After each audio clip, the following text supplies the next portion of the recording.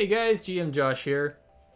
Today, we'll be taking another look at the Emberwind RPG system, specifically the Rise system, to create a Druid.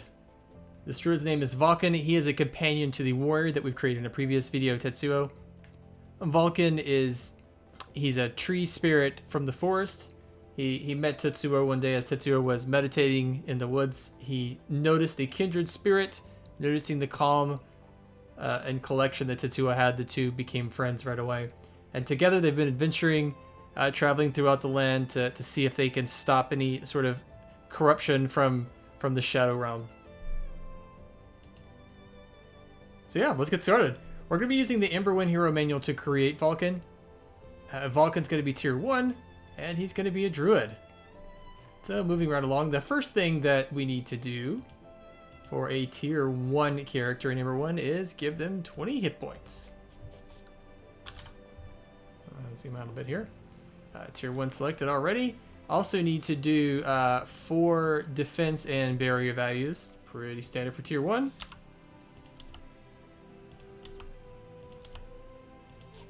And then we're going to do an 8-2 all skills. Again, nothing new. Everybody, tier 1 starts the same way here.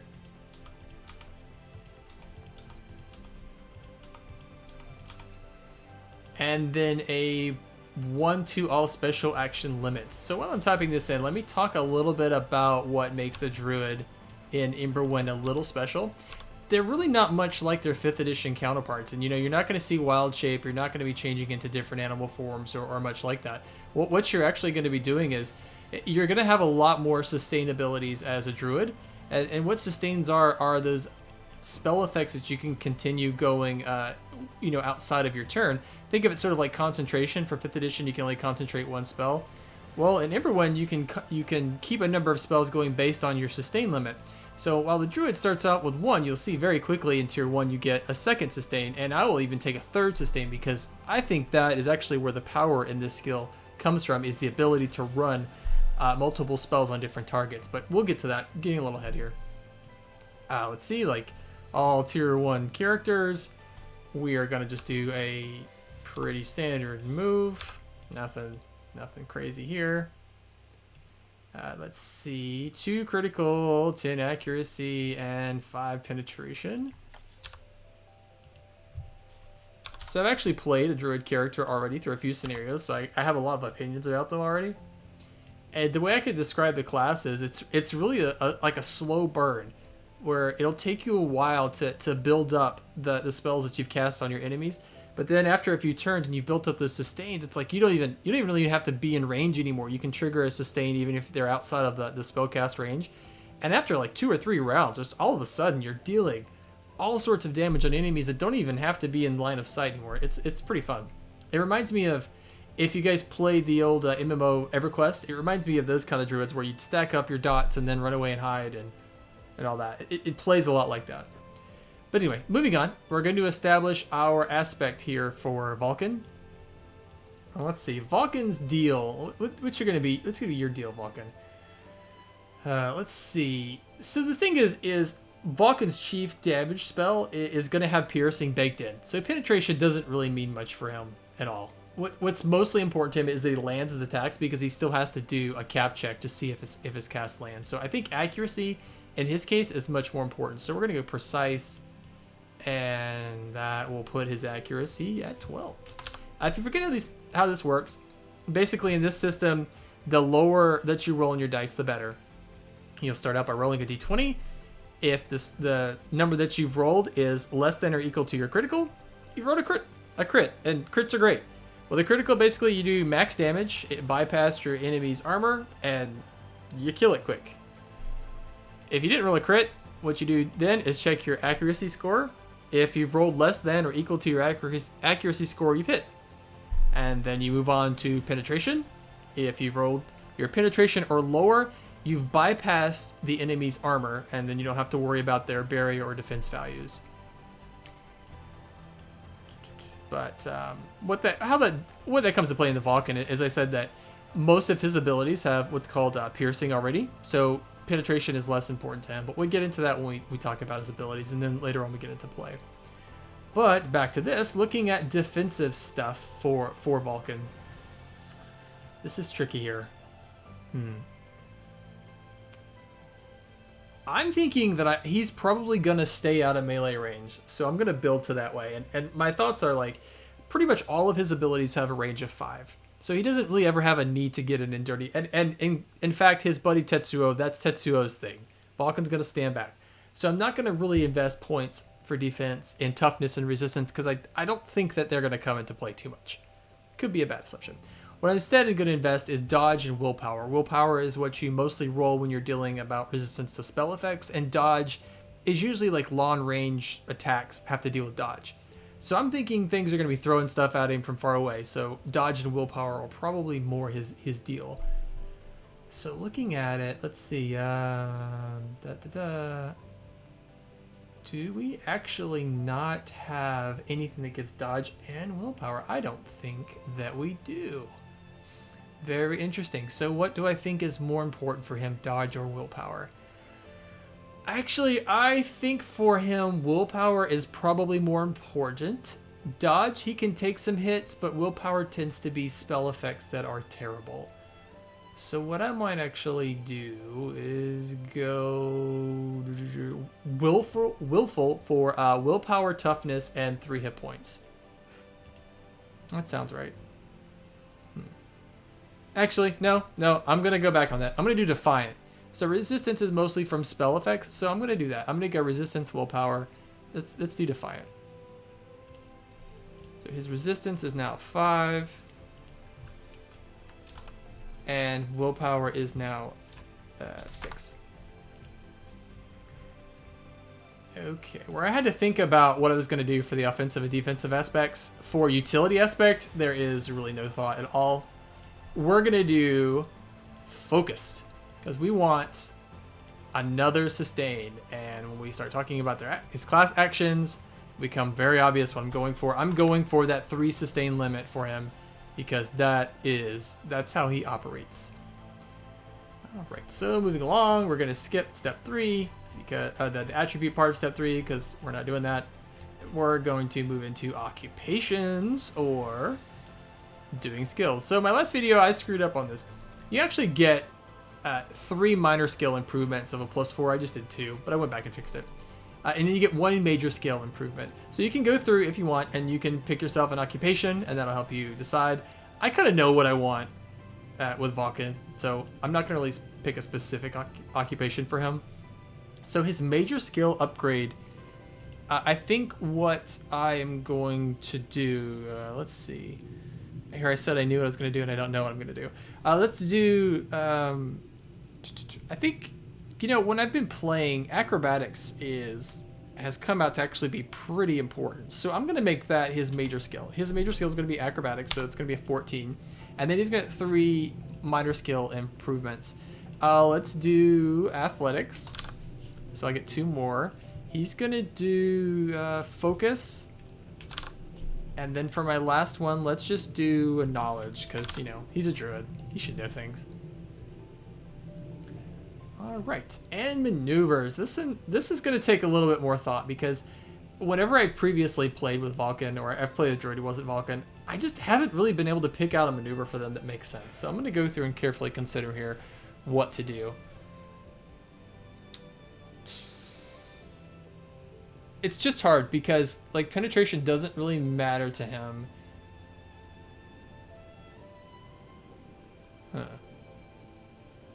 And it's like their actions are so druid actions are already taken up so much by their class actions that to spend an action on a maneuver seems silly. So I'm going to look first of all at the free maneuvers, which I think there's only 2. There's spring, which is based on acrobatics. You can shift, not such a big deal. Weather, when you enter a square with a local field effect, you may make a skill check. If you succeed, ignore the local field effect. You know, I kind of like that. That's like one of those situations where there's not field effects all the time, but if I ever encounter a field effect, then I can do this to try to get out of it. So it feels a little more situational, but something that I might actually use more.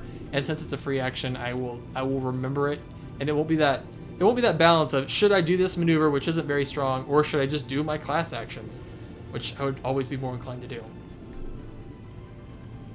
So check endurance. If enter local field,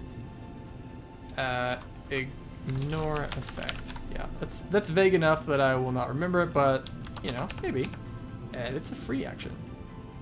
And you can do any number of free actions that you want in your turn. It has to be on your turn though, but it doesn't count toward your action limit. Okay, now moving along to items. Again, this is pretty straightforward. I kind of know exactly what to do here because it's just one of those things that you do for casters. You kind of get on the same equipment. But he's going to get a staff, which is two-handed. What's this? Target. I don't think he has a target, so we're just gonna... Oh, no, he does. He does. He can actually attack with this. I don't know why I would ever do that, but you can actually attack with this thing. It's a range of 1. It's going to be 2d8 versus resistance. It gives me 2 accuracy and 2 penetration. Again, don't really care much about penetration, but this is the important part. Your first spell in an encounter is a fast action. That's pretty slick. Gets you right away a good jump. So I'm going to add 2 accuracy and 2 penetration.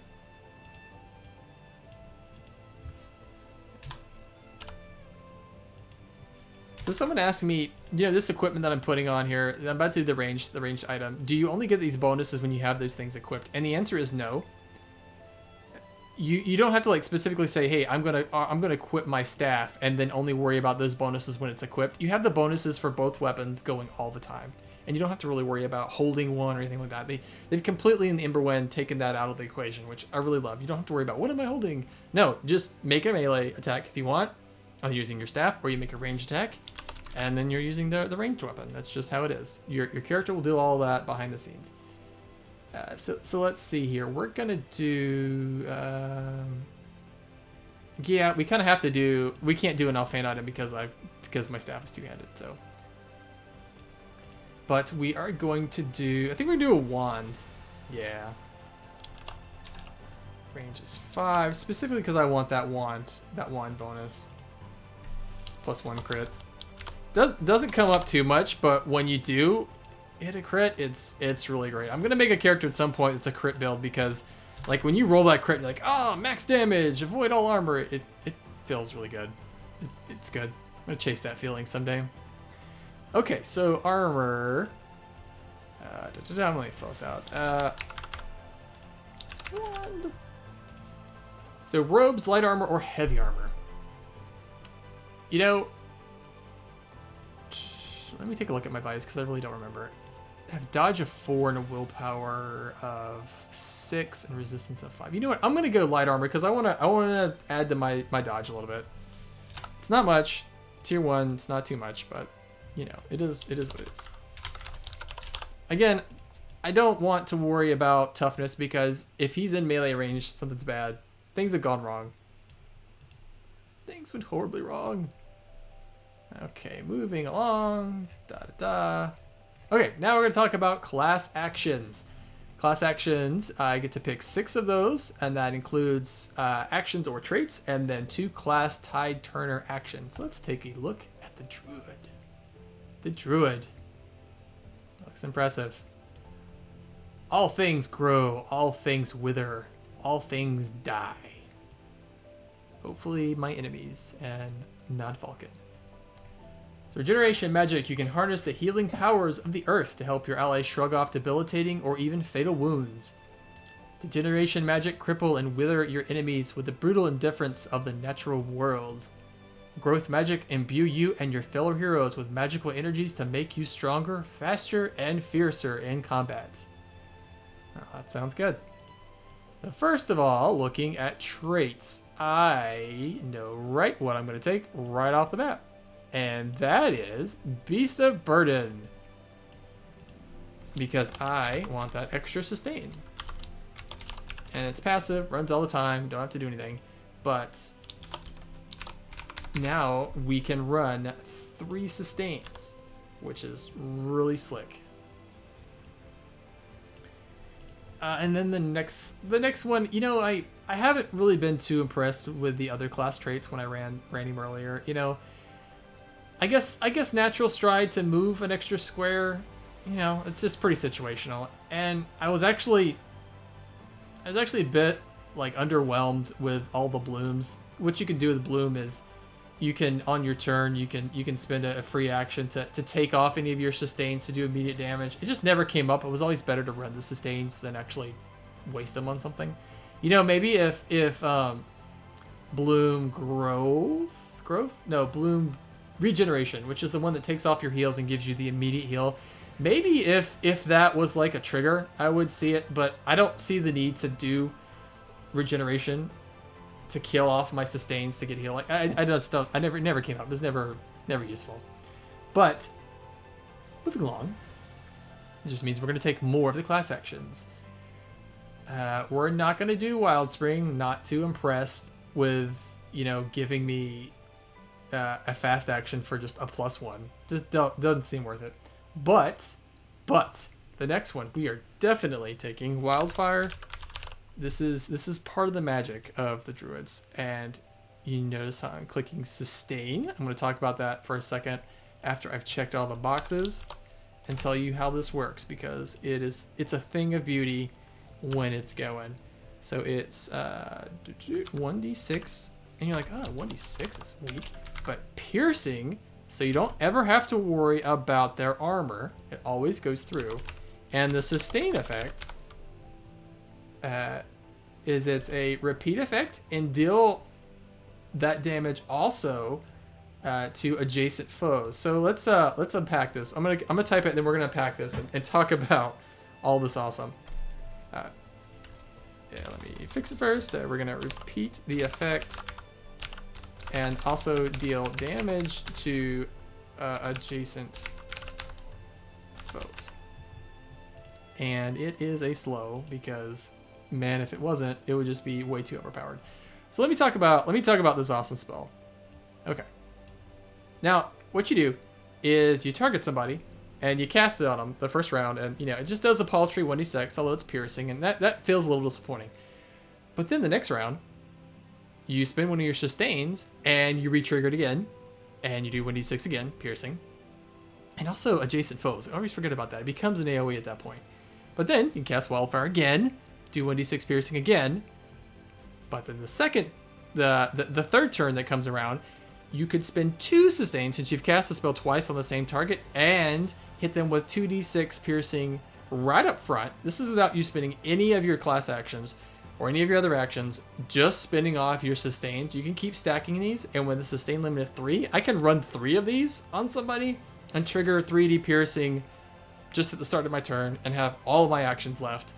It's really powerful, and you can combine this, like with having the high sustain limit of the Druid, you can combine Wildfire with any other sustain. So like you can do healing, you can cure conditions, and then also do damage at the same time. Another cool thing about sustains, which I mentioned earlier, is you don't have to be in range anymore to trigger a sustain. So the range that's listed here is the initial range to fire, to hit them with the spell. So what you can do is like stack your sustains and then just get the hell out of dodge. Like go hide behind a rock or something. And then when it's your turn, just keep triggering them, and it can wear down something very quickly, especially the piercing. That makes up for the low damage. It really does. Anyway, now that I've nerded out, let's keep going. Wither. Let's see. Wither's pretty cool. Let's go Wither. The difference between Wither and Wildfire is Wildfire is an AoE, and Wither just stacks weakness. And what weakness does is for every stack of weakness, they do 1 less damage. So this is also this is a pretty good one against a tough enemy that has more hit points or is doing a lot of damage. And to be honest, we might drop Wildfire because Wither might get more use out of Wither because it also does more damage. Let's do pretty much the same. With the 8 piercing, and that's mostly because I was excited about the adjacent damage, the damage to adjacent foes, but the truth is they very rarely line up like that for you. But we'll see. We'll see where we end up with the number of actions, and then if we need to drop one, it'll probably be Wildfire first. sustain, repeats effect, and enemy suffers 1 stack of weakness. Weakness is really good against, you know, awakened or stronger foes, like especially elites, because if you keep running weakness and they're not clearing out those conditions, the weakness condition, you're just steadily ticking off their damage to the point to where they're completely, they're no risk anymore at all. Like, they just can't hurt you. And see, the thing is, like, the condition doesn't expire at a certain turn. It only expires if they remove it. And let's see here. I believe, yeah, Wither is slow, so we are going to do that. So next, Rejuvenation. This is pretty easy. No brainer. It's your healing equivalent of like the Wildfire and Wither spell. So again, what's really great is, you know, I keep going back to like EverQuest, but like what you could do is, or even WoW, you could throw, if you had the time, you could throw 3 copies of Rejuvenation on somebody, sustain it, so even when they go out of range, you're basically healing them. What is it? 1d8 per stack. Or 1d8 per sustain, rather.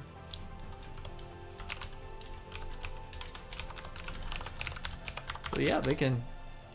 Tetsuo can run off and kill something, and Vulcan can just hang out in the corner, eat some chips or, you know, some tacos, and just heal him from the corner, and just be like, okay, go kill him, Tetsuo. I'm doing whatever I'm doing over here. Would a tree guy eat a taco? I like to think they would. Restore.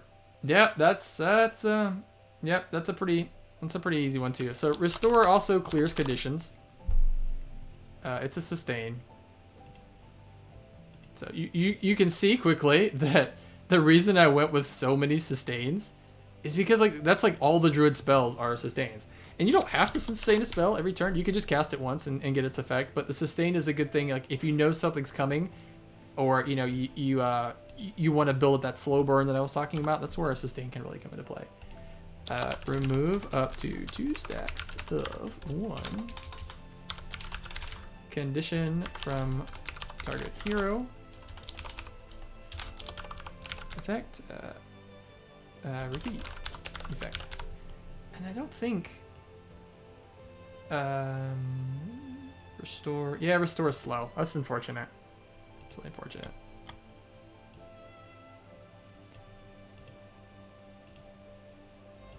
Yeah, and the cool thing about Rejuvenation is, I didn't mention this before, is that it's a fast action. Let me get into this little chart here at the bottom. So in your action pool, you can actually take 4 fast actions if you want to on your turn. So what that means is Vulcan, if he knew that Tetsuo was going to go and you know run into somewhere painful, I could actually throw 4 copies of Rejuvenation. It would be a little overkill. I'd probably just throw 1 copy of Rejuvenation on him, and then he'd already have... Or 3 copies of Rejuvenation, so he'd have a 3d8 heal sustain waiting for me when my turn comes up again. So then I could immediately trigger, or not trigger, but I could immediately kick that off when it's on my turn. I stopped myself from saying trigger because it's not a trigger. I have to do this on my turn. That's an important thing to remember, but it's still pretty cool. So let's see. You know, yeah, I think we're probably going to drop Wildfire because Primal Fury is amazing, especially in my group that I'm going to be playing. If you watch my video with Tetsuo, he's a penetration built like character. And what that means is like he's built all of his, like he gets extra damage from having a high penetration score. He gets penetration for moving around. So basically if he hits someone, he's going to bypass their armor. And what Primal Fury does here, let me zoom in so you can see it a little better. I apologize if it was zoomed out, but it's right here. You get plus 2p. This is on the target, your target that you're casting for. They get plus 2 penetration, and they can make 1 basic melee attack as a free action. That was made for Tetsuo. So this is really awesome, and it's also a sustain. You know, because what isn't a Druid spell? It has to be a sustain. So Primal Fury is definitely getting on here. It is a sustain, and it's a spell, of course. 1 hero, ranged 5. Yeah, he's gonna get some. Tetsuo is gonna get some big use out of this. Like when it pays off for him, it's gonna pay off big.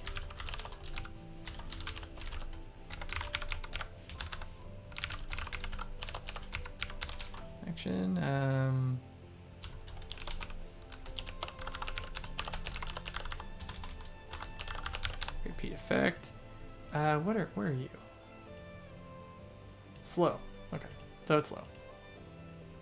It makes sense. Oops. Okay, so here's the deal. I really want Healing Factor. I think Healing Factor is going to be important. So there's the other spell, the last spell on the class action list, Rustling Entanglement, and it's a trigger. So what I can do is, if someone's moving, I hit them with this, and then they can't move, and they get 2 stacks of vulnerability. That's pretty cool, but the thing is, it requires them to be at range 5. I mean, that could be a way to kite somebody. You know, like, you get in range, cast this, and then, you know, when they move towards you, you trigger it so they can't come in range. Yeah. Yeah, see, the problem is most things... Here's where I'm washy on this one. Most things require... Or most things have a range if they have a range attack. The common range is 5, like 5 squares. That's what I have everywhere. So, in order for me to stop someone's movement, I also have to be within range 5, right?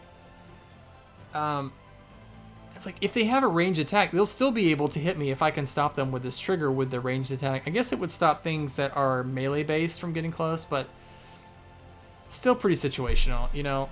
But, anyway, going back to Healing Factor. Healing Factor is, if you're hit and you don't become fallen, which is, like, dead. If you don't become fallen, you heal 1d6. Like, that's so much more... That's so much less situational. Like, I could see that coming up a lot more. So what I'm going to do is I'm going to drop off... I'm going to drop Wildfire. Sorry, Wildfire. I liked you, but we have Wither, and I think Wither might be better for this situation. So what is this called? Healing Factor. Healing Factor. It's a trigger. Yep, so I will be able to use my trigger. Because I have one. I want to make sure that I'm using... all of my my limits as much as I can. You know, it sucks if you don't have a trigger, then that's like one thing you didn't let yourself do, which, you know, sucks. No range, because it's me. What this does is... Oh, I can't select it. Dang it. Is if you take damage and aren't fallen, heal 1d6. And let me see. I don't know. Okay. Free. Yeah. See, it's great all around. I mean, it's a trigger and it's free, so I don't lose any of my actions. It's just, you know, it's perfect.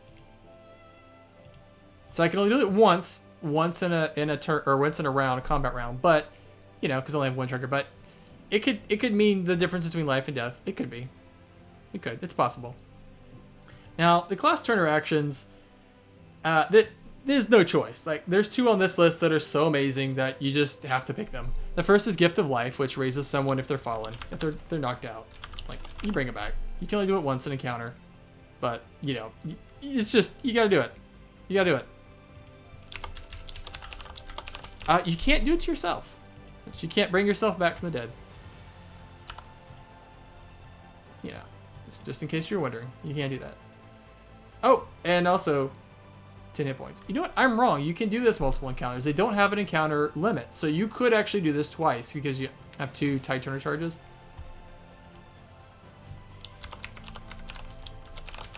Target heroes recover from fallen. You know, I never noticed that word choice before. Target heroes. So I would think, at least I would rule that this is for all heroes in the range of 5. That's pretty cool. It's like a group res. And then finally the last one is Stone Skin.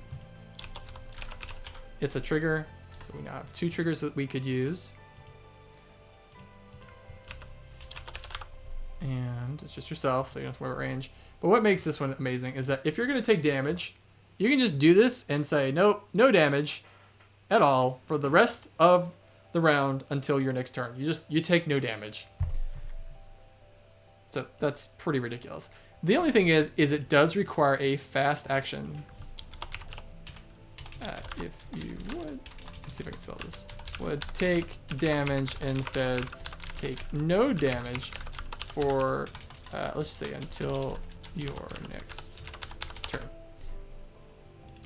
So why this isn't as amazing, I mean, it's still pretty cool, but why it's not as amazing as it could possibly be, the action requirement of fast means that if you want to use it, you have to keep at least one fast action in your action pool, or this one, you know, available in your action pool outside of your turn. Which sometimes, you know, it's easy with all the class actions that you have, especially good ones the Druid has, to just burn your action pool, but then you can't use this spell. Like, Healing Factor is cool because it's a trigger and you can use it anytime and it's free, but Stone Skin, it does have a cost involved. And especially as you get some of the other conditions from things like paralysis, where you only have one action that you can do, then it's easy to like wipe out your action on your turn, and then you can't use Stone Skin. So it's just something to keep to be aware of, that you have to keep in mind if you might get damaged, give yourself a fast action. Okay, moving along. I believe the only thing left is to talk about keepsakes. So let me jump to the keepsakes section. Everybody starts off with the Emberwind Spark, allowing you to modify roll. Pretty easy stuff there. We're going to skip anchors and deadweights here, just because when I'm going to play these characters, it's just going to be a combat scenario and there's no story. They're sort of throwaway. Don't tell them that. Okay. So let's see.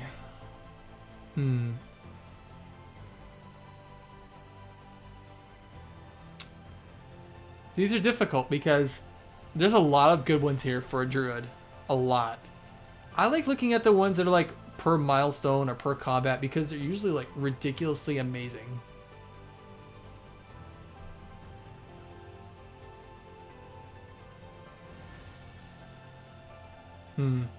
Yeah.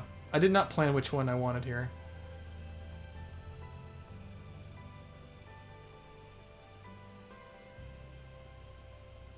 Oh, that's a fun one. Remove all stacks of all conditions from you, plus one critical per unique condition removed.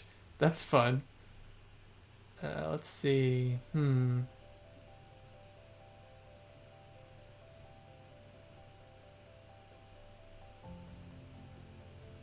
+2 accuracy till the end of the encounter. That's pretty useful. Now, you might be wondering, like, what? Well, you know, GM Josh, why don't you go for the sustain limit? Because you're all about sustains. Well, it's one sustain limit until the start of your next turn. You can only use it once per combat. This is a little underwhelming, really, because you still have to cast the spell, and I don't know. It doesn't blow me away too much. I mean, gaining actions are pretty cool. Gaining a slow action, that's not too bad. But I think I'm gonna go with the +2 accuracy because, yeah, just like I was saying before with Tetsuo, like his accuracy is 14. What's that? 60 or 70% chance of a hit. That's a pretty good. But if I can bump that up with 2 accuracy, that makes it 80%, and it's just kind of like it's constantly going. So I'm gonna do +2A until end of encounter. It's a shame that it's a fast. I mean, it could be worse. It could be slow, but you know, that's what it is. So let's give this some flavor. What does keepsake be? So Vulcan, he's like a foresty tree guy. I'm gonna say that the thing that he has is a petal from the mother tree that he actually came from. Like maybe he was created off a branch of this mother tree, and this is like one of her rose or one of her petals. Like she's a flowering tree, I guess, and he keeps it with him. Yeah, that sounds good.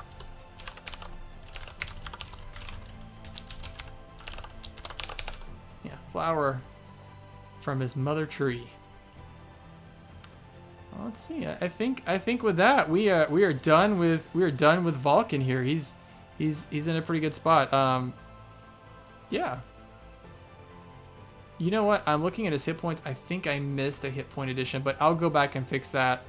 I think I forgot to add his hit points from before. But other than that, I think he is ready to go, and we're ready to put these two guys, Tetsuo and Vulcan, together into combat to see how well they've done. how I've done putting them together. And anyway, thanks so much, guys. Hey, yeah, congratulations. You successfully created your hero. Good job, Buzz. But thanks, everyone. I hope this was enjoyable. And I'll make a subsequent video to put the 2 characters I've created into a scenario, and we can see how the enemy artificial intelligence with rolls, dice rolls, how all that works. And I think it'll be a lot of fun. Thanks so much for listening, and I'll see you guys soon. Take care.